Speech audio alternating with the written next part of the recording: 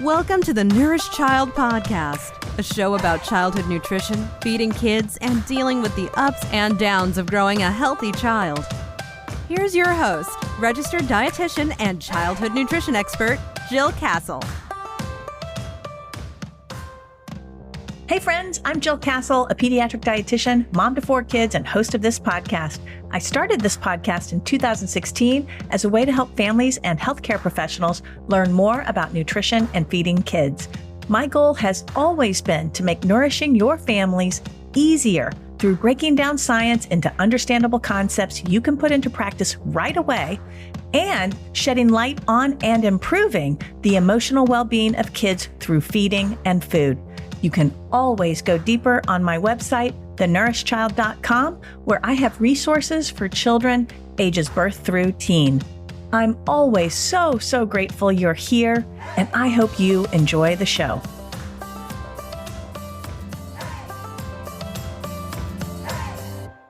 Hey friends, welcome back to the Nourish Child Podcast. Jill here, and I'm answering a listener question today, and it's all about kids and their own money and wanting to spend it on food.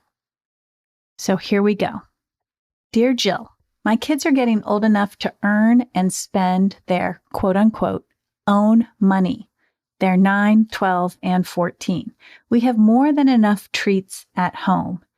But now when we go out and they have their own spending money, they want to buy more junk food or sugary beverages, or if I buy them a treat out, they want to pay the difference with, quote, their money to get the bigger size. I feel conflicted about how to handle this. Should I give them a limit? Should I let them do this and cut out treats at home? It's become a real challenge, and I'm always unprepared with an answer. So this is a really good question, and having raised 4 of my own kids, I don't remember which child, but I definitely remember going through something similar to this around spending money on extra food. First, you're not raising a junk food junkie if your child wants to buy candy. Kids love candy. They also love having independence, and they're learning how to manage money, and with that, having enough money or managing their money so that they can get the things that they desire. Now, in this situation, I think it's important to sort of step away or zoom out, however you want to think about it, and think or assess, is this a candy situation? Is this really about candy? Or is this about having an opportunity to spend money or to buy something? Given your kid's age, I'm thinking it's the latter, especially when you say you've got more than enough sweets and treats at home. So school-age kids, especially those entering the preteen years, are learning quickly, and they're beginning to develop skills, and they also want autonomy. I think each of these things are probably playing into this scenario that you're dealing with. There's also the challenge of learning how to delay gratification, waiting for something you really want rather than having it right now. And we know this is an executive functioning skill, and children are developing this over time. And so there's an opportunity here to help your child also build their executive functioning skills through delaying gratification. So here are a few things that I thought about that you can think about too, ponder, play with, see how it goes. But I sort of broke it down into a couple of themes. So first, having the money conversation, the money doesn't grow on trees conversation. If your child is asking for other things when you're out and about and they get them, then to them, money does grow on trees. You're pulling out your credit card, you're pulling out cash. For a child, it appears that there is plenty of money to purchase the things we want right now in real time.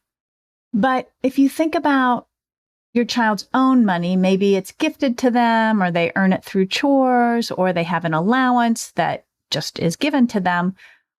What are the things that they can start paying for on their own? Are there things like toys or movies or games or other items they may want impulsively in the moment that you can encourage them to pay for themselves? So when they ask for these in the moment, you can tell them they have to pay for it themselves. And with that, the conversation begins around prioritizing their resources. So how do kids learn to prioritize their resources? Their resources being money in this case. And that's helping them create a wish list. So think about what items that your child might desire to have. Again, maybe it's an ability to go to the movies with a friend on the weekend. Maybe it's a new pair of tennis shoes. Have your child learn to save for the bigger things that they want. Spending money on candy or food takes away from their bigger desires or their wish list. You can help them understand how much the thing they want will cost and how long it will take to save for it. You can also help them understand the trade-off of buying something now, like food, and how that can slow their saving for something bigger that they want.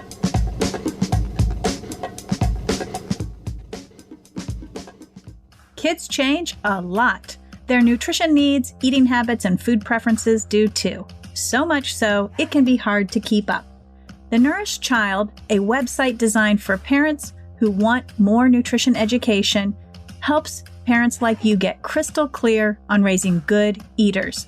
We've cracked the code on nourishing the whole child, whether you're raising a baby, a teen, or a child with health concerns.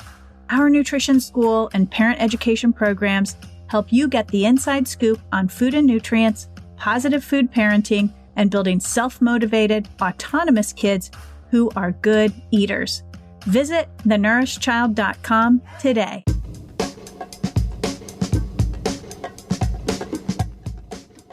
So for example, if I buy candy today, it will take me longer to get that game, toy, book, outfit, tennis shoes that I want. And you can also commiserate with your child. I know you can say things like, I know it's really hard to wait for things you really want. It was hard for me to save money for that vacation we took last year, but wasn't that an awesome vacation? It was worth waiting for. So helping your child understand his priorities, what he really wants, because it is fun to go spend your money on candy or on food. But if you have a wish list, it can be that tool to facilitate delayed gratification and prioritizing resources. On top of that, you can certainly set spending and saving guidelines. You could say that there's only a percentage of their money that is allowed to be spent on food each week. This will depend on how much they have or how much they get each week, but you can set a percentage. Remember, you are the adult in charge here. Or you can set up a percentage that has to go into the bank from the gift or the allowance that they receive. This is money that cannot be spent. It has to go into savings.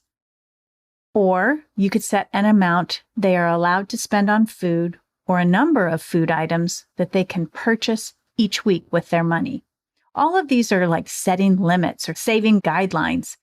Or you can tell them that their gift money or allowance money isn't to be spent on food. You have to have that. You have the food at home and you tell your child that we're not going to go outside of the home and spend our allowance or our gift money on food.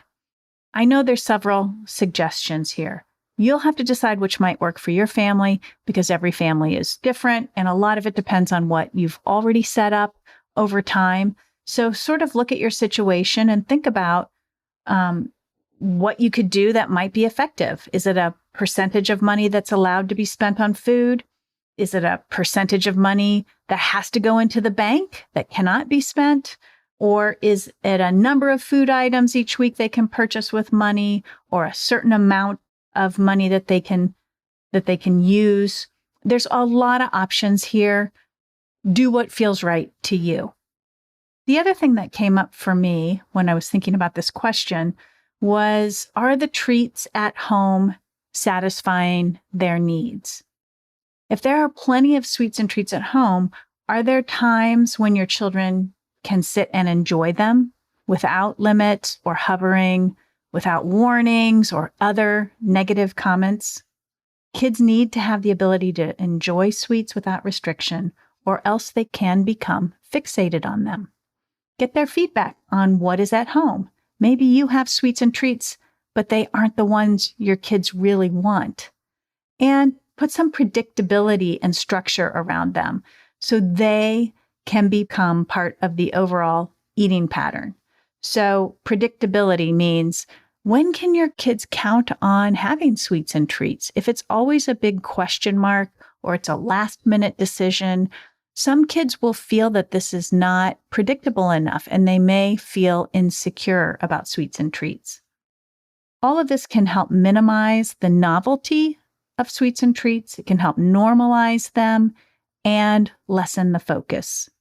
One of the things that I used to do with my kids before we headed out was to prepare them before we went out the door. I set expectations before we headed out.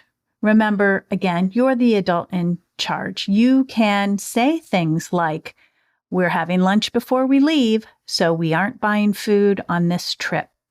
Or you could say, bring your money if you want a treat. We're keeping it to a max of $2 today. Or you could say, we're not spending money on extra food today.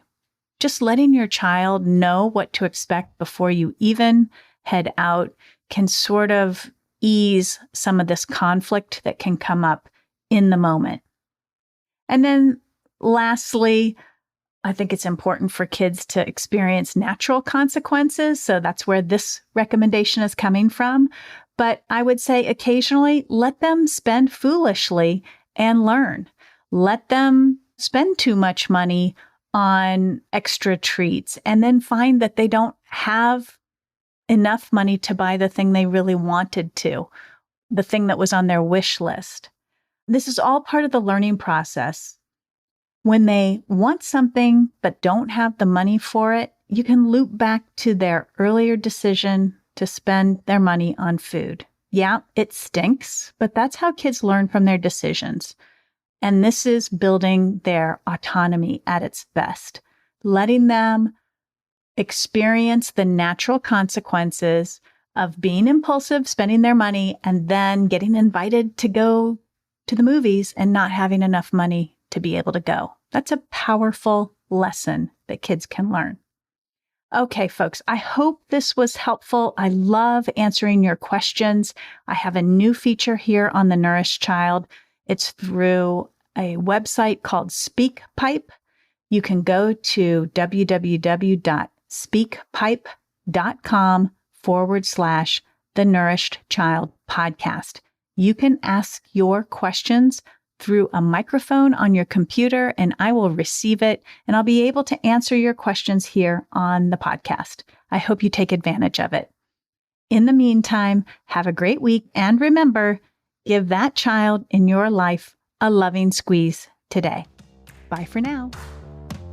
Thanks for listening to the Nourished Child Podcast, where the #1 goal is to help you grow a nourished child inside and out.